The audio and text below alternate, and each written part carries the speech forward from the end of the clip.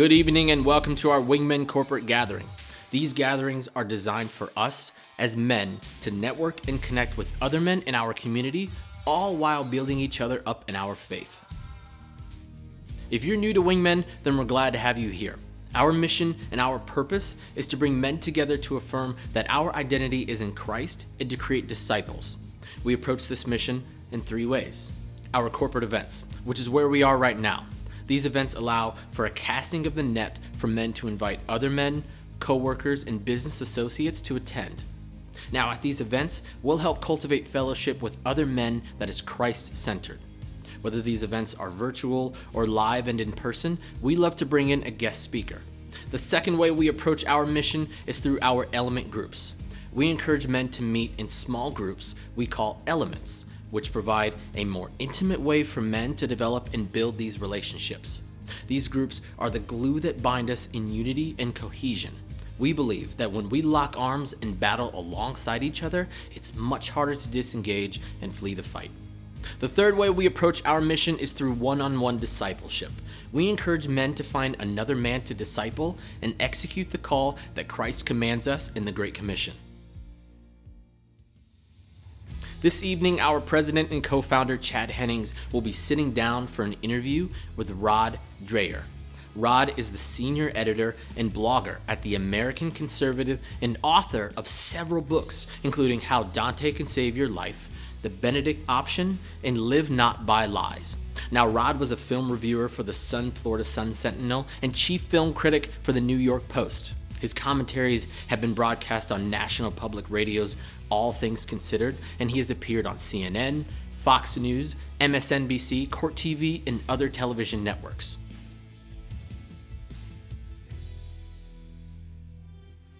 A great way to keep up with all that's happening with Wingmen is to follow us on social media. Here, we'll keep you up to date with all of our element groups, corporate events, and updates from around the area. Now, if you haven't already, make sure to head over to www.wingmen.org to create your profile today.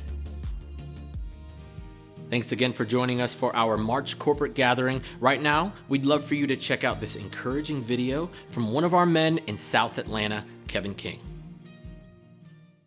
My name is Kevin King. I'm with Brothers Keeper in South Atlanta, and our group meets on Tuesday. And we are just an awesome group of guys that get together and just kind of talk about life. When I was looking for a group of men, I was looking for men that were authentic and that wanted to share and that would have my back. So I'm a retired Army guy, was looking for a band of brothers to basically come together and just do life. Be there for each other. There's some things you just can't talk with your wife and your family, and that's what I found in this group of Brothers Keeper. Element groups are important because just getting to know the men, the small group that's in there, and it's a very intimate setting. It's just something that I know that if I'm going through something or someone's going through it, one call's made and you have someone that's there for you. The most thing that I enjoy mostly about my element group is that they just have a heart to serve. They're out there in the community all the time. We were just at Family Ministries yesterday, and we've done Backpack Buddies, and we've done quite a few other different charitable things. So one Tuesday out of the month, we get together as a group and go out and serve our community. Men need other men in their lives just because iron sharpens iron. There's no reason to go through this alone. So we have a father, but we also were given other men just to help out with those situations that we just can't do it alone. No man needs to be alone, needs to walk this path by themselves. Like I said, we have a father, God, but Jesus was our example here on earth, and men just help us get through it and hold us accountable. We start out our group with positive things that have happened through the day. And then we have prayer requests also. But if someone has a serious need, we stop what we're doing now and we pray.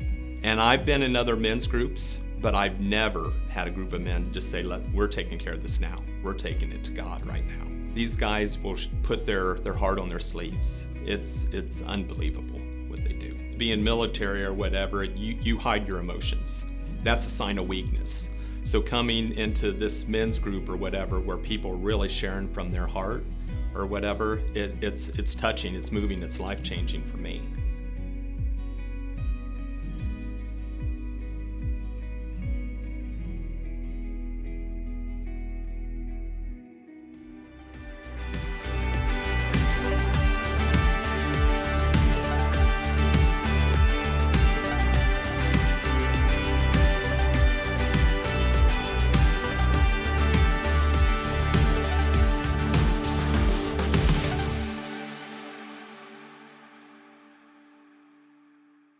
Greetings and welcome to Wingmen Conversation. I'm Chad Hennings, president and founder of Wingmen Ministries. And for those of you who this is your first exposure to us, we're a Christian men's ministry that concentrates on discipleship. We encourage men to form transparent, Christ-centered, masculine relationships.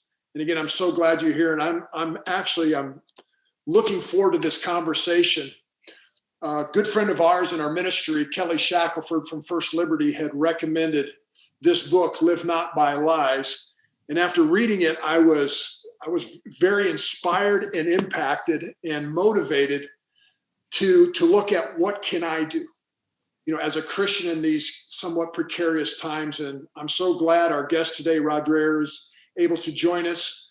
Rod is both a writer and an editor. He has written about many topics to include religion, politics, film, culture, in many different media outlets to include National Review, Weekly Standard, Wall Street Journal, Men's Health, and LA Times, just to name a few.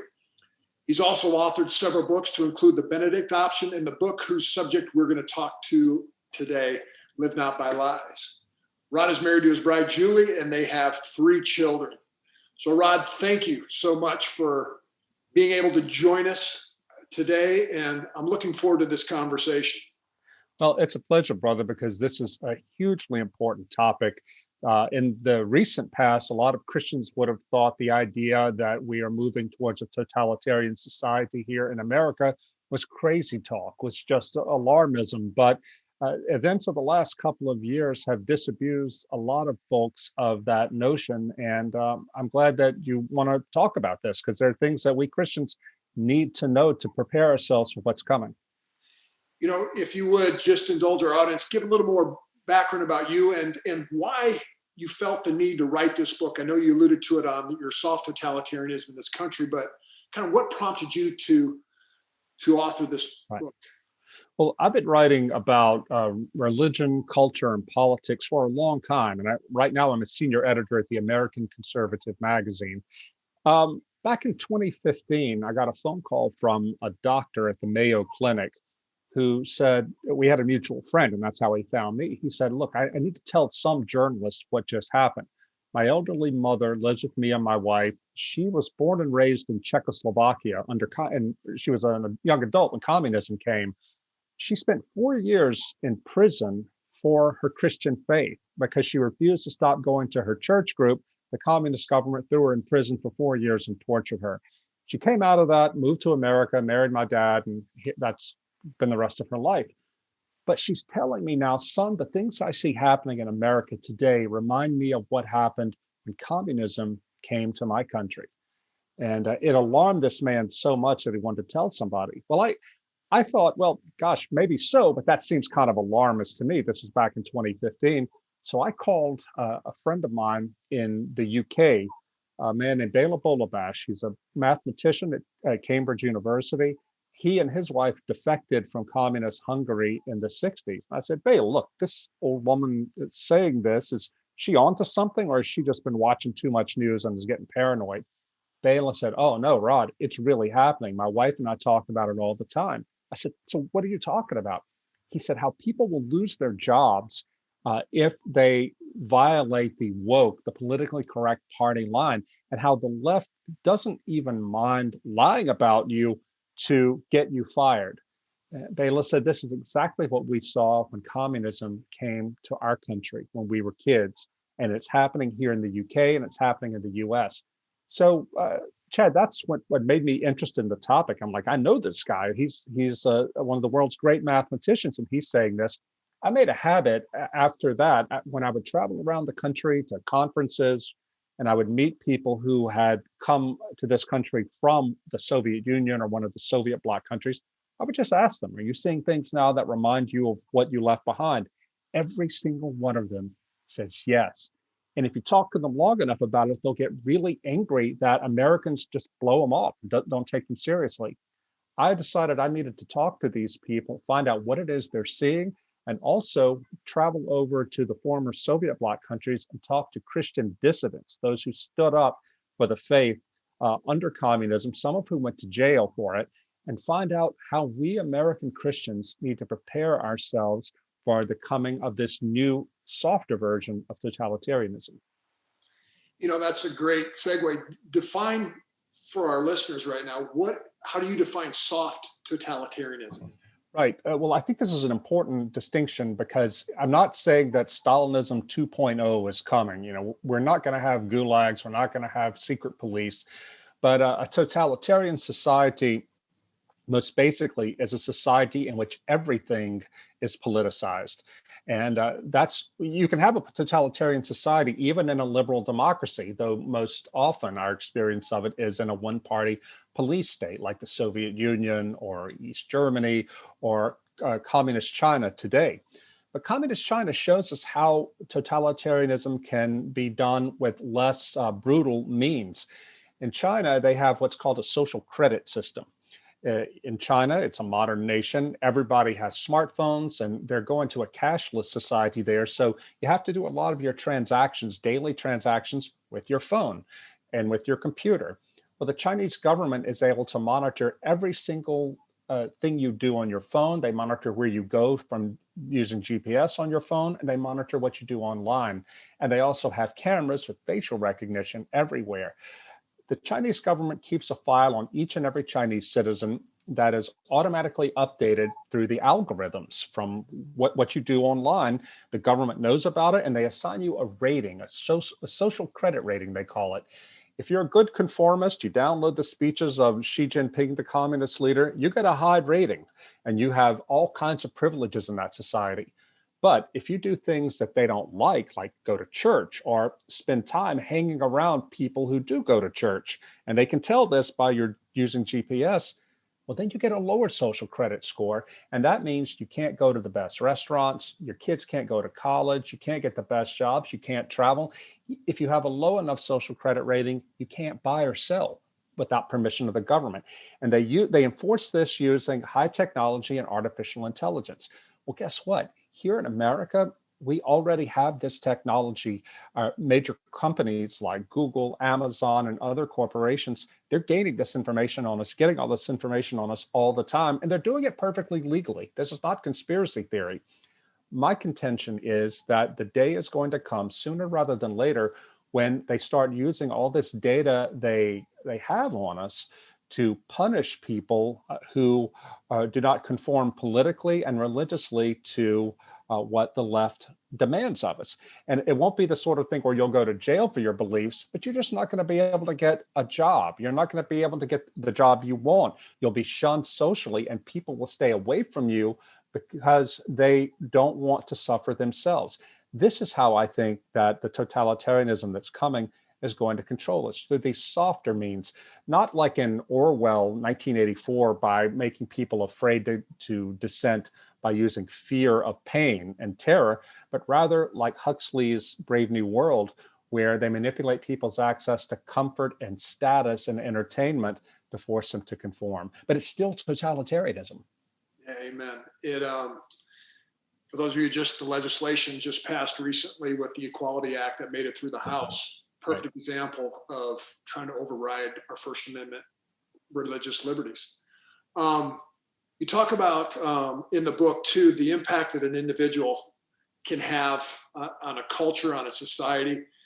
Let's talk about Father Tomislav, I pronounce this correct, Kolakovic, and the vision. Kolakovic, yeah, you almost got it, yeah. The impact that he had on his countrymen in Czechoslovakia. Yeah, I'm so glad you brought him up. I dedicate the book to this man, this Catholic priest who died in 1990. I'm not a Catholic myself, but this man is a real model to all Christians. In 1943, he was working against the Nazis in his home city of Zagreb, Croatia, when he got a tip that the Gestapo was coming after him. He escaped and went to Slovakia, his mother's homeland, and adopted her last name, Kolakovic, so they couldn't find him. He began teaching at a Catholic university there, and the first thing he did was tell the students around him, the good news, young people, is the Germans are going to lose this war. The bad news is the communists are going to be ruling this country when it's over. And the first thing they're going to do is come after the church. So we have to be ready for it. So what Father Kolakovic did was bring together these small groups of dedicated young Christians for prayer, but also to sit around and talk about the things that were happening in their country and what they were going to have to do to defend their church and defend their families against what was coming. He spread these prayer groups all around the country. Within 2 years of his arrival in Slovakia, every town of any size had a Kolakovic prayer group. The Catholic bishops of Slovakia warned him that you're being alarmist, things will never get that bad. But Father Kolakovic knew how the Soviets thought because he had studied to be a missionary to Soviet Russia. Sure enough, Chad, when the communists took over, when the Iron Curtain fell, they got rid of Kolakovic, and the first thing they did was attack the church and put priests in jail and shut down church life. Because Father Kolakovic had set up this underground network of Christians, lay Christians and cooperating priests, the life of the church was able to continue. He formed a backbone for what became the underground church and the only form of resistance to communism for 40 years. If not for Father Kolakovic, the underground church might not have survived in that country. I think that we in America today are in a Kolakovic moment in a sense that we can see the threats coming on the horizon, and we have to use our liberty right now to prepare ourselves spiritually, to prepare ourselves morally, and to prepare the networks to support each other when our people start being persecuted in earnest. That's what really resonated with me. And we'll spend, I guess, the majority of our conversation in your chapter where you're talking about standing in solidarity, the small group chapter. I mean, that's what really, because what we're about at Wingmen is getting men together in small groups to form those transparent, Christ-centered masculine relationships, right? Mm-hmm. And I appreciate a quote from, and again, Jan Samolchik. Samolchik. Oh, you got it. Yeah, I know. These names are crazy. They're really hard. I'm part Czech myself, so I can't appreciate that. But he's a Slovak historian, for those of you who haven't read the book yet, but was a dissident against communism in his country. When he was asked about the risk he and his comrades took to spread the gospel and to keep the faith alive, this quote really impacted me. He said that when you ask that question, you're really asking about where we find the meaning of the underground church. He goes on to say it was in small community. Only in small communities could people be free. That is a very profound statement. Can you elaborate a little bit more on that? Sure. Yeah, he told me this when we were standing in an underground room in a suburb of Bratislava, the Slovak capital. Jan took me there because he wanted me to see a very important part of the underground church. We went into the basement of this ordinary house in the suburb, and he showed me a secret doorway that led to a tunnel under the ground. The tunnel took you under the wall and into a secret room they had set up there. For 10 years, the underground church used that room that had a small offset printer in it that some evangelicals had smuggled to the Catholic underground church. And they printed gospels, they printed catechisms, things like that, hymn books for the underground church. And Jan told me that when he was a college student in the 1980s, he was part of that operation to get these gospels and things out to the underground church. But his role in it, he and the 3 or 4 young men who were part of his cell, all they knew they had to do was to come to that house. There was a priest living there masquerading as a worker, and he would hand them the things that had been printed. They had to bind it and take them out to distribute it. And they could not tell these young men what was happening, that the stuff was being printed right there in that house, because if the secret police had caught them, they would have tortured them and they would have been able to blow the operation. But Jan told me that they were so afraid of being caught back then, and they had to depend on each other to build up their courage. he said that you couldn't talk about this stuff openly in the actual churches if you could get into them. The only people who could know that you were a Christian and the kind of Christian you were those in your intimate circle, because it was too unsafe otherwise. Those young men learned by being with each other and taking these risks together.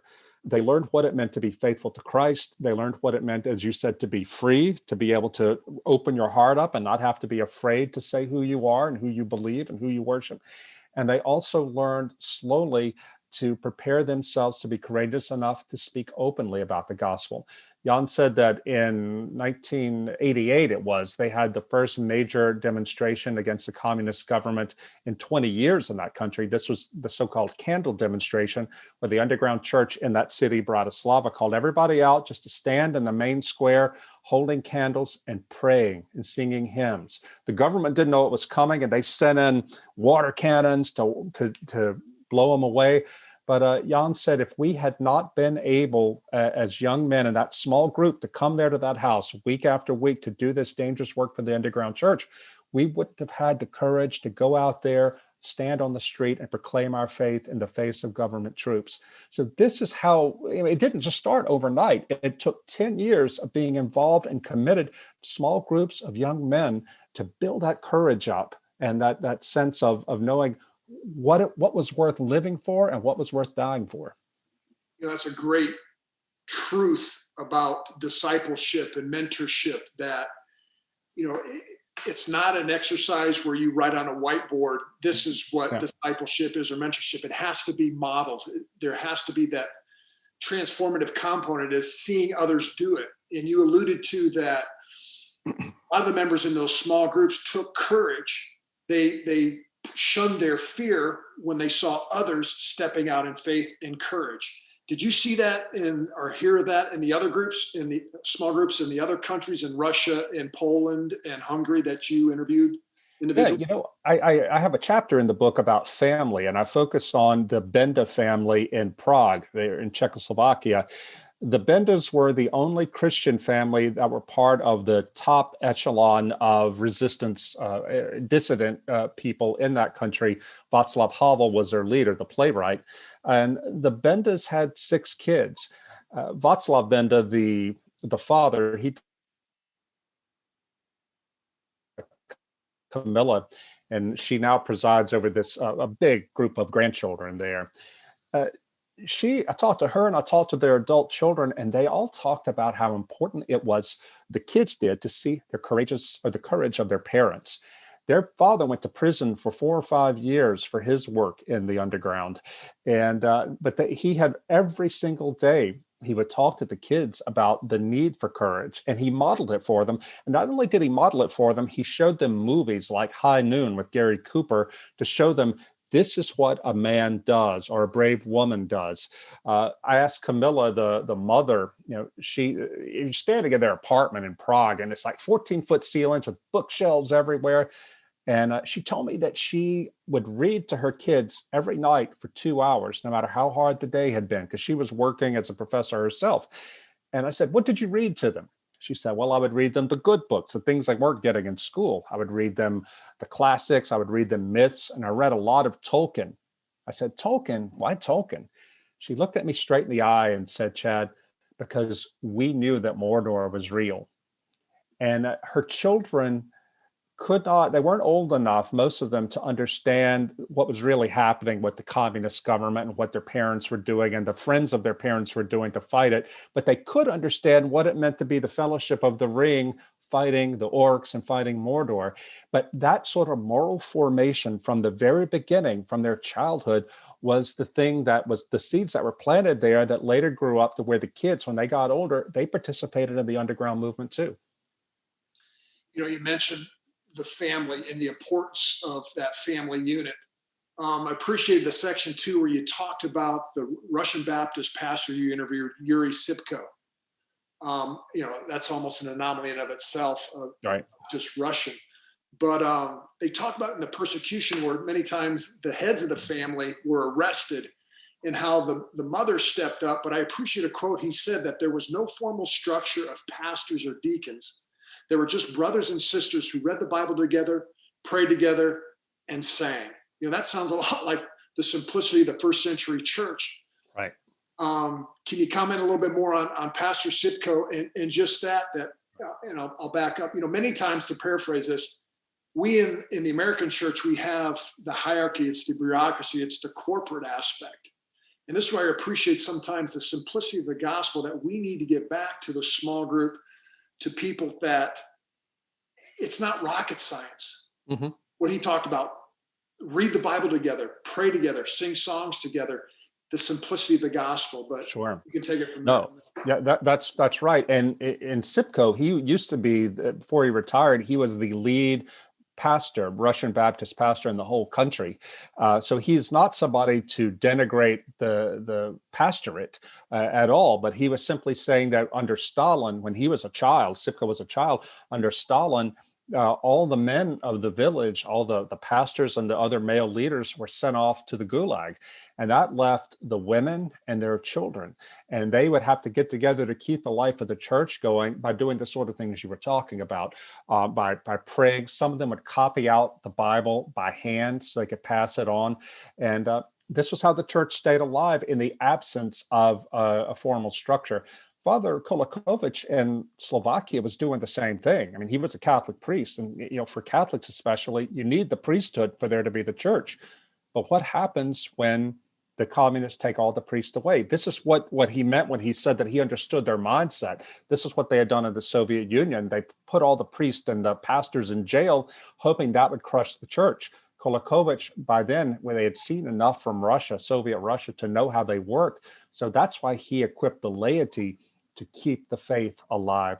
And that's what we have to do today too, because I don't foresee pastors going to jail. It might happen. I don't think it's going to happen, but we're going to see pastors monitored and religious institutions monitored. I've talked to a man, a Christian, who's retired from military intelligence, and he was telling me that he is working to, I can't mention his name, but he's preparing his church and a network of churches for the day when they will be persecuted. And look, this is not somebody who has tinfoil hat and expects there to be a spy behind every tree. But he's saying, because he's worked in military intelligence and because he knows the surveillance capability, he's saying that most people just aren't aware of how deep this stuff goes. And Christians have got to be prepared to hold on when they can't get to church. In that sense, I think that COVID might have been a good trial run for us. A lot of us couldn't go to church because of health reasons. Well, a lot of people, I'm finding, talking to evangelical Catholic friends around the country, they're finding that their pastors are afraid people aren't going to come back to church, because those for whom church was just a habit, they got out of the habit of doing it, well, they're not going to go back. This was a trial, I believe, for us to see, us lay people to see what we're capable of enduring. Amen to that.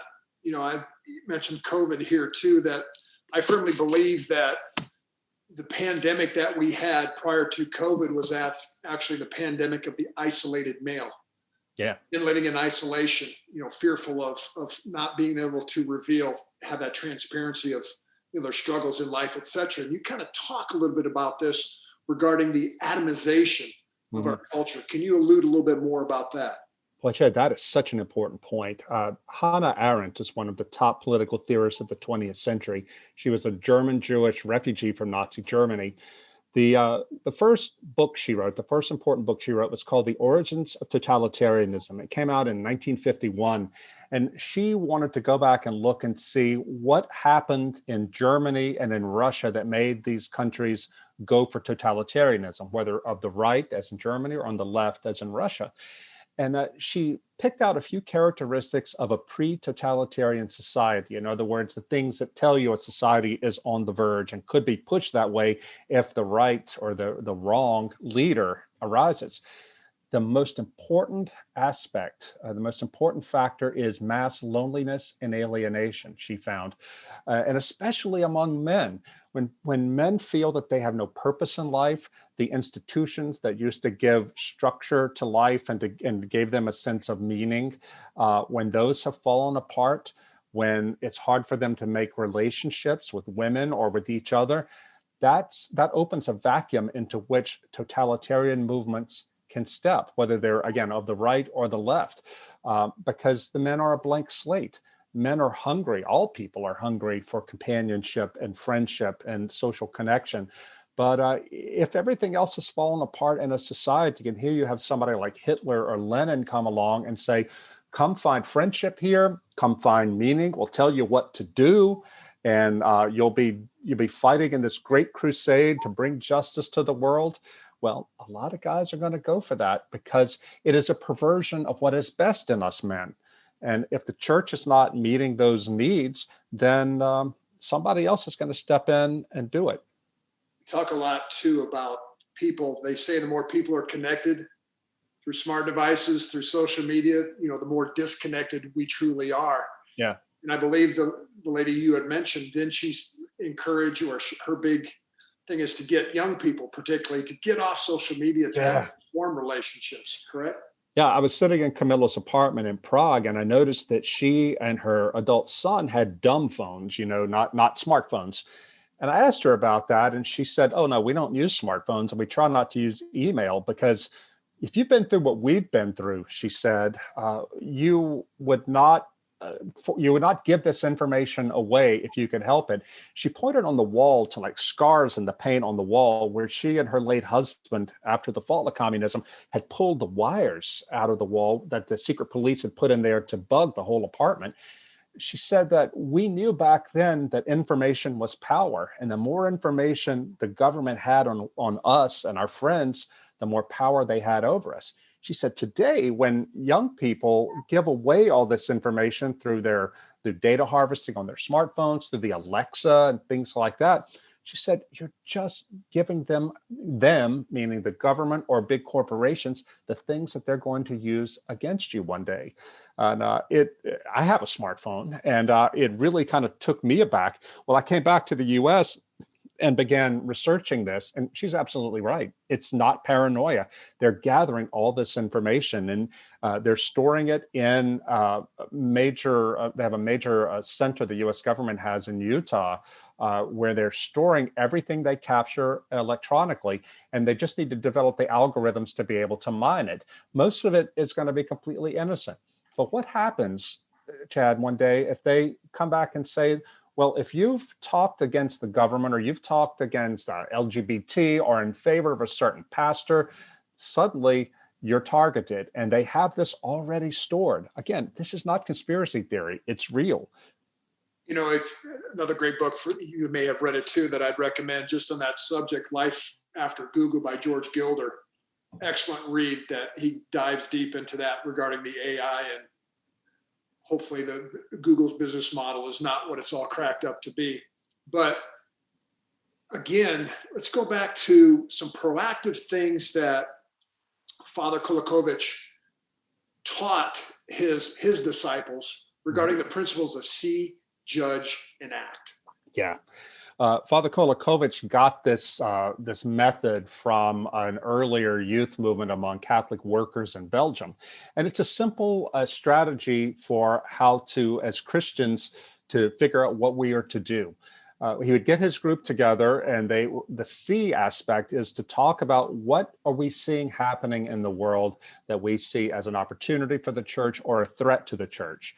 To judge is for everybody to talk about what's going on, what is the meaning of it, how does this correspond to what we know to be true from the Bible and from the teachings of the church.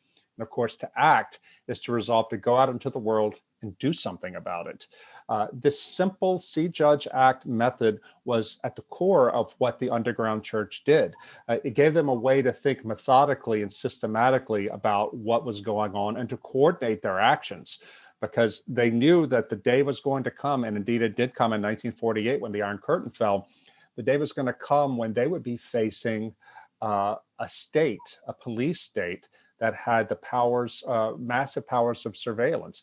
And so they needed to be ready. They couldn't just do it ad hoc and wake up one day and say like, okay, now we have to get it together. They had to plan ahead of time. And that's what I think we in the American church have to do too. We're not going to be facing what they faced back then, but we are going to be facing a situation where a lot of us Christians who are traditional Christians who dissent from wokeness just by virtue of our faith, we're going to be losing our jobs. What happens when we lose our jobs? Who is going to put us to work? We're going to have to look to other Christians to help us pay our mortgages, things like that.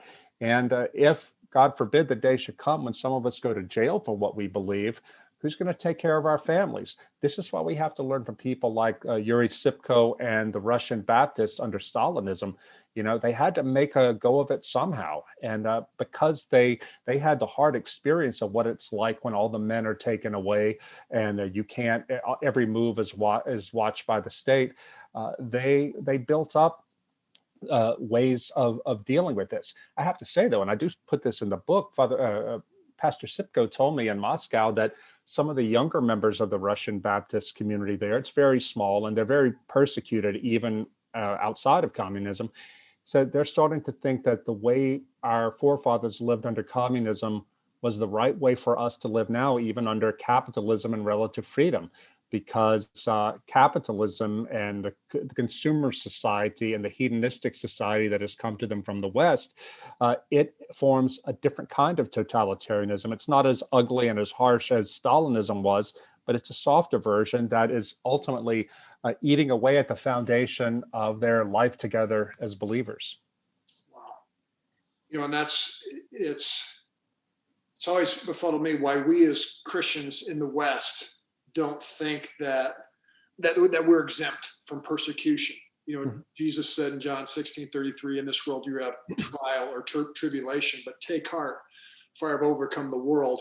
You know, I appreciate, you know, as we wrap this up, what you wrote, not that you're going to have to remember this word for word, but in the last chapter, in chapter 9 on Live Not by Lies, you talked about the suffering.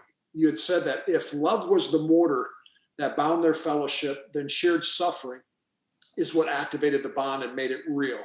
Suffering was the proof test. Love, as Paul tells us, endures all things. And this is the thing about soft totalitarianism. It seduces those, even Christians, who have lost the capacity to love enduringly for better or for worse. They think they love, but they merely desire. They think they follow Jesus, but in fact, they merely admire him. Yeah. Brother, that's profound. Yeah, and this is the lesson that came out of the experience of the underground church. You know, there's a movie that came out a couple years ago, Chad, called A Hidden Life by this director, Texas director, Terrence Malick. And it's based on the true story of a man named Franz Jägerstätter, an Austrian farmer who died as a martyr under Nazism. And he and his family were faithful Catholics. They lived in a little Austrian Catholic village high up in the Alps. And they might have thought that Nazism, that terror was going to bypass them. But of course it didn't. When it came to the village, a lot of their villagers, their fellow Catholics, went over to the Nazis, and they were fooled by the Nazis. But Franz and his family resisted because they had been living the kind of lives as Christians before the Nazis came that helped them to see this totalitarianism for what it was, and it taught them that they could not, as Christians, give in to it. Franz ultimately went to prison because he wouldn't swear allegiance to Hitler, and they executed him there. This is a great example, a real life example of why you have to be prepared to suffer for the gospel, because it only really means something if it suffers. This Pastor Sipko, the Russian Baptist, said that if you're not prepared to suffer for the gospel, then your faith is nothing but hypocrisy and a search for comfort. I found that whether I talk to people in Russia, in Poland, in Hungary, wherever, suffering is the key aspect of resistance. And it was so interesting to me. This is why I began to see it as soft totalitarianism, because it is going to come and it's going to be able to conquer most of us, including, I think, many of our fellow Christians, simply because they're too afraid to suffer for the gospel. And it's not, as this one priest told me, Father Kirill Kaleda, he's a Russian Orthodox priest who oversees the National Monument to Victims of Political Violence, where the KGB executed like 25,000 people in a 14-month period in this one field. And he said, listen, as Christians, we're not told to go out and seek suffering, but if suffering comes, then we have to accept it as Christians. Another man I wrote about, he died in 2012, Dr. Sylvester Kirch. He was one of the leaders of the underground church in Slovakia. he wrote in his memoir that when he went to prison, he had to resolve at the very beginning, went to prison for Christ, that he would never feel sorry for himself. He said, I had to tell myself that this is a privilege to suffer for Christ, and that anything that happened to me, any tortures, any hardship, I would offer it to Christ as my gift to him. And I would try to serve as God's probe to allow my own conversion to deepen, my own repentance to deepen, and to be of service in sharing the gospel with other prisoners and helping them out. And he did that for 10 years. He said that was the only thing that saved him and kept him and the other Christians there from going crazy. And as soon as he got out, what did he do? He went back and started working in the underground church. Amazing.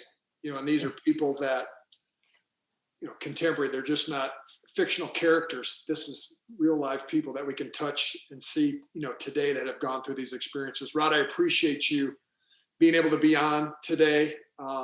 Very impactful. And I hope our viewers and our listeners have been as impacted by me. And if they want to get your books or learn more about you, what's the best way they can contact you and my books are available on Amazon and everywhere books are sold. You can find me blogging at theamericanconservative.com. I've got a blog there. I'm also on Twitter at Rod Dreher, Roddreher. And for those who do get the book, Live Not by Lies, I've written a free study guide for group study that I'm happy. It's free and downloadable. I'm happy to provide it. Chad, if you want, I'll send you the link to it and you can share it with your community. We will do that. Again, brother, thank you. Take care and God bless. Thanks, brothers.